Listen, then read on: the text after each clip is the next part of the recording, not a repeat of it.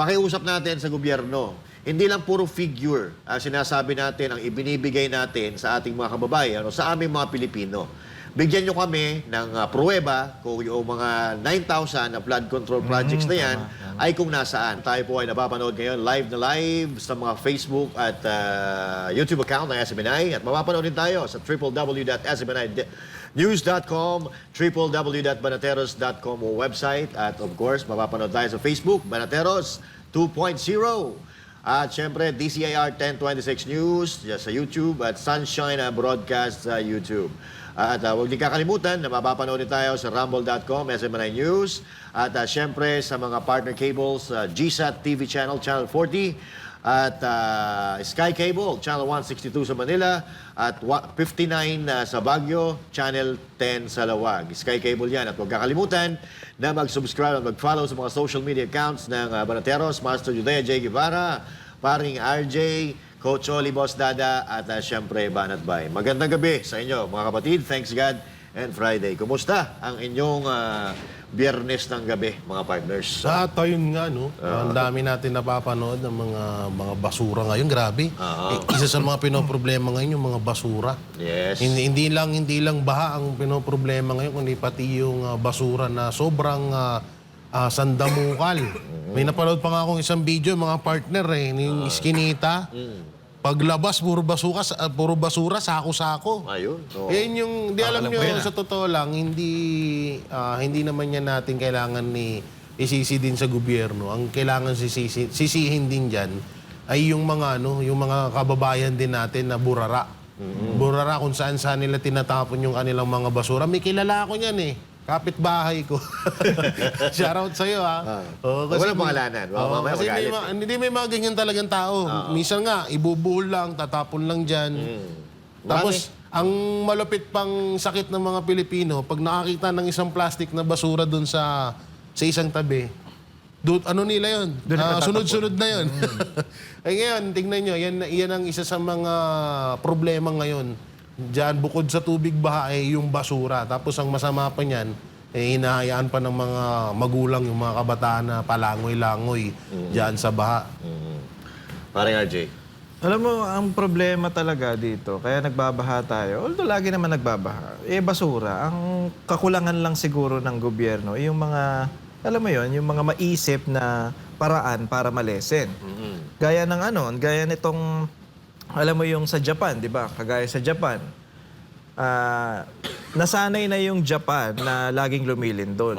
So, ang ginawa nila, gumawa sila ng mga buildings na hindi basta-basta tumutumba. Magwi-withstand sa Diba? malalakas na lindol. So, nag-adapt sila doon sa nararanasan nilang nangyayari sa kanila. Ngayon, doon din sa kung hindi ako sa Netherlands, 'di ba? Iyan parang mababang talaga 'yan, lugar. Ngayon, meron silang parang barrier doon na pag nag-high tide, automatic na umaangat para harangan yung tubig na hindi pumasok doon sa city nila. So yun, doon mo makikita yung gobyerno talaga na merong malasakit doon sa mga nasasakupan nila. Gumagawa sila at ina-adapt nila, diba? Sabi nga ni Marcos, new normal na tayo ngayon. So, kailangan nating mag-adapt doon sa mga nangyayaring kalamidad sa atin. Lagi naman nabagyo dito sa Pilipinas. So, anong kailangan nating gawin?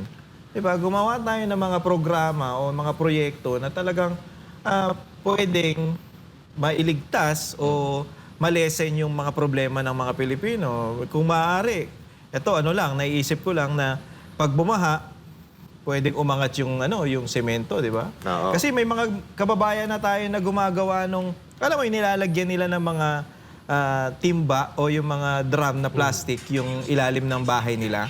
So, pag umulan, pag bumaha, aangat na lang yung bahay.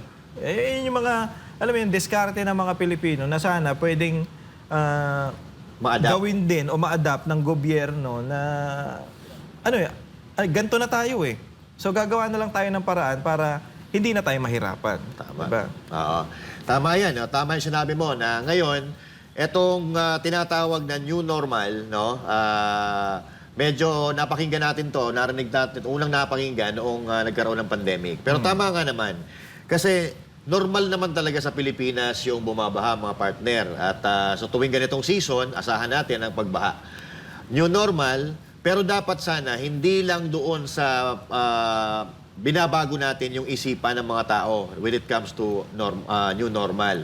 Dapat, tama yung sinabi mo na ina-adapt din natin as habang nagmomoderno ang mga kagamitan dito sa mundo, dapat nakakasunod tayo, nakakasabay tayo sa pag-modernize din sa mga ginagamit natin katulad ng pananggalang sa baha.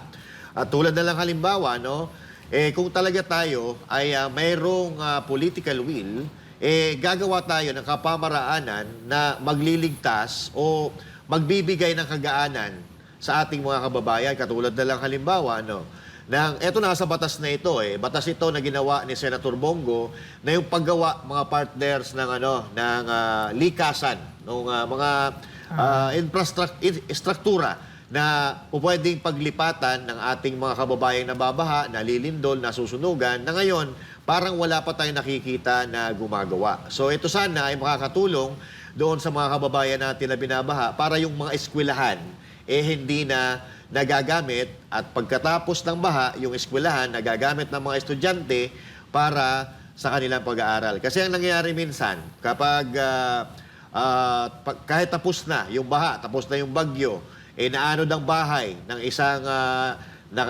nakatira doon sa eskwelahan, lumipat sa eskwelahan, wala naman silang uuwian, mag-i-stay sila ngayon doon sa eskwelahan. So now, yun ang pinaka-importanting bagay sana. Kahit pa konti-konti nagagawa natin. Tsaka ito lang pakiusap natin sa gobyerno. Hindi lang puro figure sinasabi natin ang ibinibigay natin sa ating mga kababayan o sa aming mga Pilipino.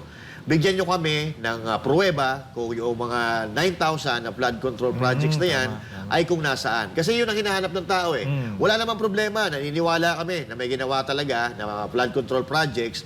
Gusto natin mapatunayan, gusto makita. Yun lang naman ang hinihiling ng taong bayan, na makita kung nasaan para mapuntahan at ma-check kung ano yung pagkakagawa para kung may mali, may itatama.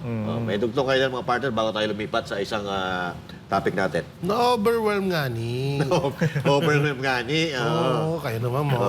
Kayo pag sinabi ni President Bongbong Marcos, paniwalaan niyo yun. Huwag kayong ganyan. Ako, naniniwala naman. Yung mga naman. matitigas ang isip niyo, na-overwhelm nga ni. Hindi, sa kasi partner, baka ayaw sumunod kay Pangulong Bongbong Marcos, yung mga bata niya. Sumunod kasi kayo. Oo. Hindi, sumusunod kay Pangulong Bongbong Huwag kayong matigas ang ulo. Hirap na yung presidente natin kung paano isaayos ang bansang Pilipinas. Baka mamaya nga ang nangyayari dyan, sinasabi lang kay Marcos yung mga nagawa. Pero yung mga nasa baba, yung mga sekretary niya, wala talagang ginagawa. Yun ang So, ang problema. nagmumukha talagang masama dyan, si Marcos. So, ang problema niya lang, hindi niya pinapacilitate, hindi niya chinecheck, di ba? Yun lang ang problema. Kung wala ginagawa yung sekretary mo, tanggalin mo na yan para hindi nakakasira sa'yo. Masyado kasing mabait si Pangulong Bongbong Marcos, no? Masyadong mapagbigay. Kasi alam mo yun, yung mga, hindi alam mo, naiintindihan ko rin. Baka ano ka ng buhok, no? May buhok yung ano mo. Hindi, minsan kasi, hindi ako, Mannerism. hindi, yung balbas ko rito parang nasasabitan ng hindi ko naahit kaya gumagano ako. Hindi, alam nyo yung si Pangulong Bongbong Marcos, ano talaga yan? Kadalasan kasi sobrang busy na. Maraming diba, sabi ni Auntie Claire, nung tinanong siya ng ratings ni Vice President Sara Duterte, diba, kung yung mataas na, nalagpasan na ulit Diba, sagot ni Auntie Claire magtrabaho na magtrabaho. Kaya gano'n, intindihin natin si Pangulong Bongbong Marcos na sobrang busy. Kaya hindi niya masyadong nalalaman kung talagang na yung mga nagagawa ng mga empleyado niya sa baba. Sobrang kasi yan, sobrang sipag, best ever in president na bibihirang magpahinga.